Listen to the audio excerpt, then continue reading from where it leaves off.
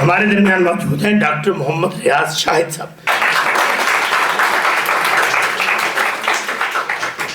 साबिक़ सदर डॉक्टर अब्दुल रफीक साहब की इजाज़त नाल उन्हें महफिल मुनक़िद की है। मैं पंजाबी च अपना ख्याल पेश करांगा कि अलामा इकबाल इस्लामी दुनिया में अपनी शायरी ते मिली सोच पर एक उचेचा मुकाम रखते हैं। इन्हां दी शायरी दे कई एक ज़बानां विच तर्जमे हो चुके हैं, क्यों जे तर्जमे राहीं भी किसी शायर की फिक्र दूजे लोगों तक पहुँचाई जा सकती है। अलामा इकबाल ने उर्दू, फारसी ते अंग्रेज़ी में बहुत सारिया किताबां लिखियां। एक पंजाबी होने के नाते वो अपने घर ते अपने दोस्तों नाल पंजाबी में गलबात करते रहे, पर उन्होंने पंजाबी ज़बान में सिर्फ 2 नज़मां अपने बेटे जवेद इकबाल वास्ते लिखियां। अलामा इकबाल के पैगाम नूं आम लुकाई विच जानू कराने वास्ते पंजाबी लिखने वाले अदीबां ते शायरां भी जिक्र जो काम किया है। सरकट पंजाबी लिखारियां डॉक्टर अलामा इकबाल ने उर्दू, फारसी ते अंग्रेज़ी किताबां दे पंजाबी ज़बान में तर्जमे किए। अलामा इकबाल की फिक्र ते फन के हवाले नाल भी बहुत सारी किताबां छप चुकियां ने। अलामा इकबाल दीयां फारसी किताबां दे पंजाबी विच तर्जमा करने वाले शायरां विच जनाब असगर फहीम, डॉक्टर बार अब्दुल हक, खलील आतिश, मोहम्मद अख्तर जज्जा, अब्दुल गफूर अजहर, डॉक्टर अहमद सन कुरैशी किलेदारी, जनाब शरीफ कंजाही, सूफी गुलाम मुस्तफा तबस्सुम, चौधरी अली अहमद गोंदल, सैयद मंजूर हैदर, जनाब मेहराब खावर, अली अकबर अब्बास, तनवीर बुखारी ते हफीज़ अहमद कादरी होरां दा नाम सामने आंदा है। जिथों कि अलामा इकबाल की किताब ज़बूर अजम के मंजूम तर्जमिਆਂ का जिक्र है।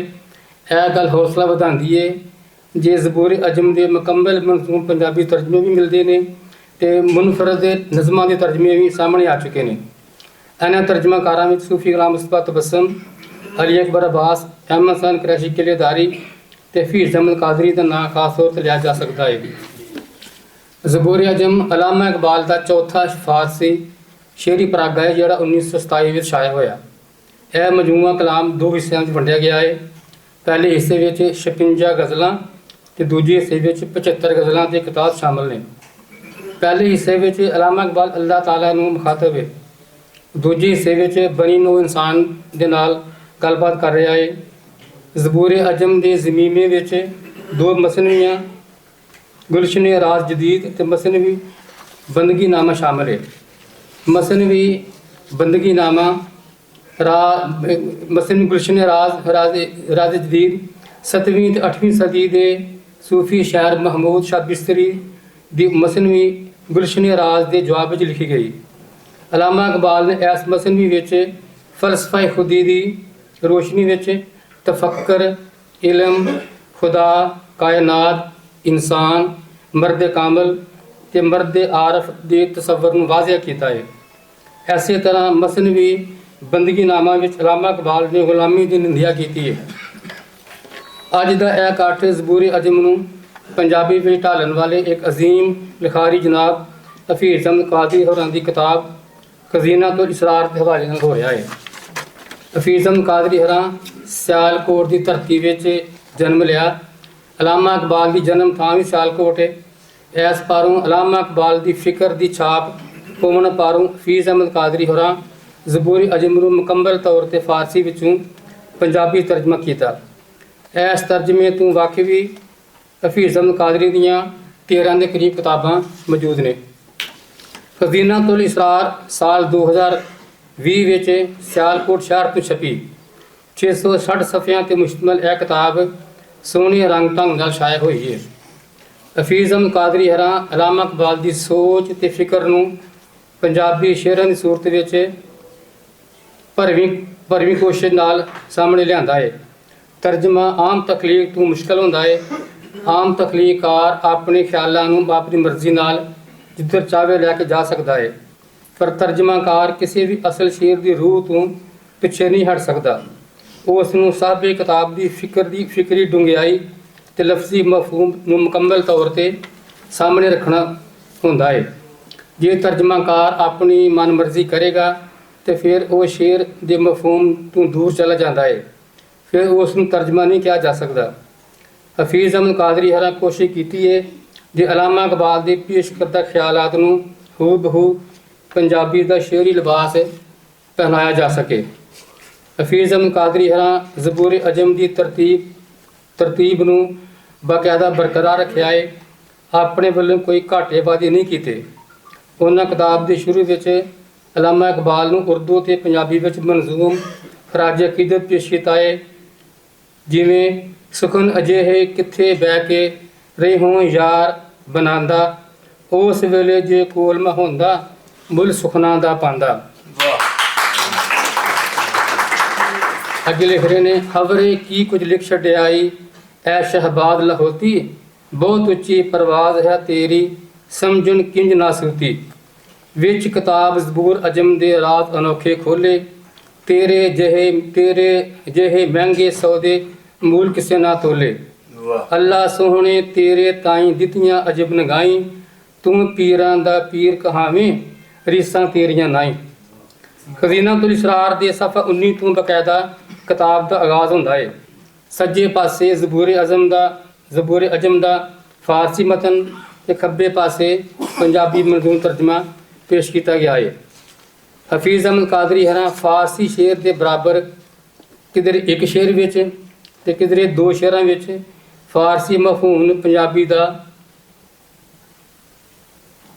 ਵਿੱਚ ਬਿਆਨ ਕੀਤਾ ਹੈ। ਜ਼ਬੂਰ ਅਜਮ ਦਾ ਪਹਿਲਾ ਸ਼ੇਰ ਹੈ ਮੀ ਸ਼ਬਦ ਪੁਰਦਾ ਚਸ਼ਮਮ ਪਰ ਕਾਹੀ ਕਾਹੀ ਦੀਦ ਅਮ ਹਰ ਦੋ ਜਹਾਨ ਰਾ ਬਿਨ ਗਾਹੀ ਗਾਹੀ। ਇਹ ਤਰਜਮਾ ਪੇਸ਼ ਇਹਨਾਂ ਦਾ। ਇਹ ਸ਼ੇਰ ਦਾ ਤਰਜਮਾ ਪੇਸ਼ ਕੀਤਾ ਹੈ ਹਫੀਜ਼ ਕਾਦਰੀ ਸਾਹਿਬ ਨੇ। ਕਦੇ ਕਦੇ ਤੇ ਘਾਹ ਦਾ ਤਿੰਕਾ ਐਸਾ ਪਰਦਾ ਪਾਵੇ, ਕਦੇ ਤੇ ਘਾਹ ਦਾ ਤਿੰਕਾ ਐਸਾ ਪਰਦਾ ਪਾਵੇ, ਉਸ ਵੇਲੇ ਤਾਂ ਨਜ਼ਰ ਮੇਰੀ ਨੂੰ ਨਜ਼ਰੀ ਕੁਝ ਨਾ ਆਵੇ। ਨਿਗਾਹ ਦਿਲੇ ਦੀ ਕਦੇ ਕਦਾਈ ਐਸੀਆਂ ਚਮਕਾਂ ਮਾਰੇ, ਦੋ ਜਗ ਆਲਮ ਇੱਕੋ ਨਜ਼ਰਾਂ ਵੇਖ ਲਵਾਂ ਮੈਂ ਸਾਰੇ।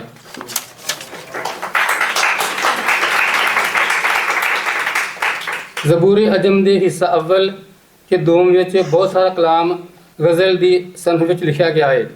ਅਲਾਮਾ ਇਕਬਾਲ ਹਰਾਂ ਗਜ਼ਲ ਦਾ ਰਵਾਇਤੀ ਮਫਹੂਮ ਇਸ਼ਕ ਆਸ਼ਕੀ ਤੇ ਹਿਜਰ ਵਿਛੋੜਾ ਨਹੀਂ ਲਿਆ।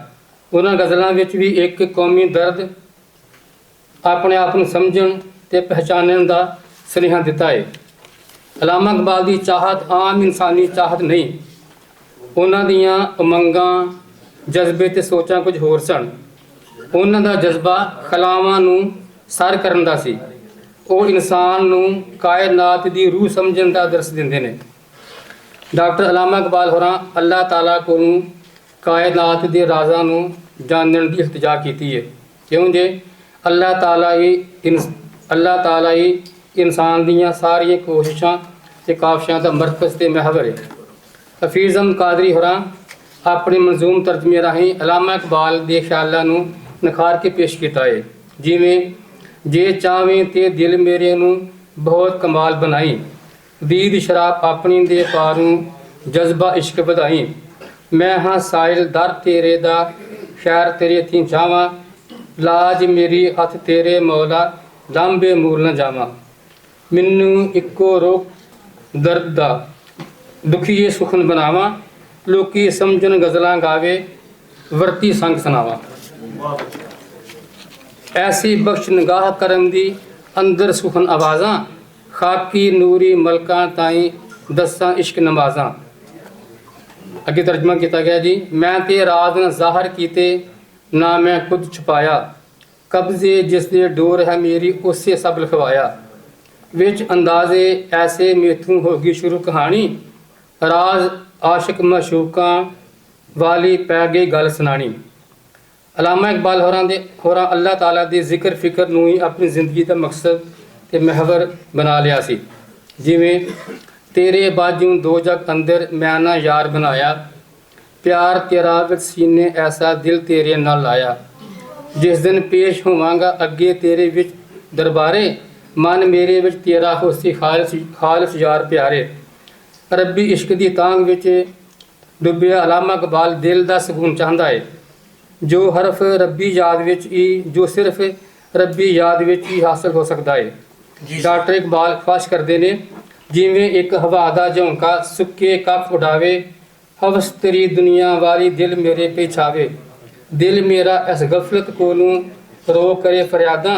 ਬਖਸ਼ ਸਕੂਨ ਕਲਬ ਮੇਰੇ ਨੂੰ ਗੁੰਮ ਹੋਵਾਂ ਵਿੱਚ ਯਾਦਾਂ। ਹਫੀਜ਼ ਕਾਦਰੀ ਦਾ ਇਕਬਾਲ ਦਾ ਸੁਨੇਹਾ ਸਾਡੇ ਤੀਕ ਬੜੇ ਸੋਹਣੇ ਅੱਖਰਾਂ ਵਿੱਚ ਪਹੁੰਚਾਇਆ। ਯਕੀਨ ਇਹ ਕਾਬਿਲ ਫਖਰ ਕਾਰਨਾਮਾ ਹੈ। बहुत आला जी बहुत आला।